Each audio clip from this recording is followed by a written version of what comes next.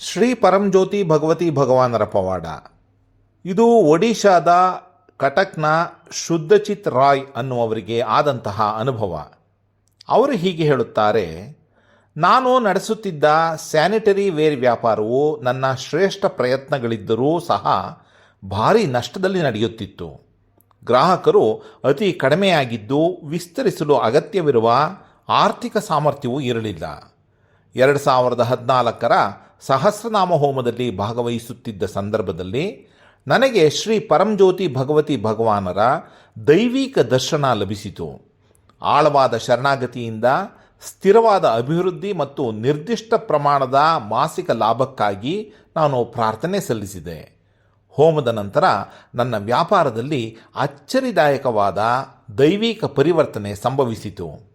ಗ್ರಾಹಕರ ಹರಿವು ಹಲವು ಪಟ್ಟು ಹೆಚ್ಚಾಯಿತು. ಹಣಕಾಸಿನ ಬೆಂಬಲ ಸಲೀಸಾಗಿ ಬಂದಿತು ಮತ್ತು ವ್ಯವಹಾರವು ಅಭಿವೃದ್ಧಿ ಹೊಂದಲು ಪ್ರಾರಂಭಿಸಿತು.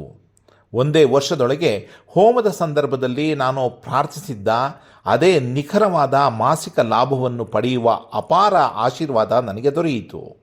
ಇದು ಐಶ್ವರ್ಯ ಪ್ರದಾತರಾದ ಶ್ರೀ ಪರಂಜ್ಯೋತಿ ಭಗವತಿ ಭಗವಾನರ ಅಪರಿಮಿತ ಕೃಪೆಗೆ ಜೀವಂತ ಸಾಕ್ಷಿಯಾಗಿದೆ.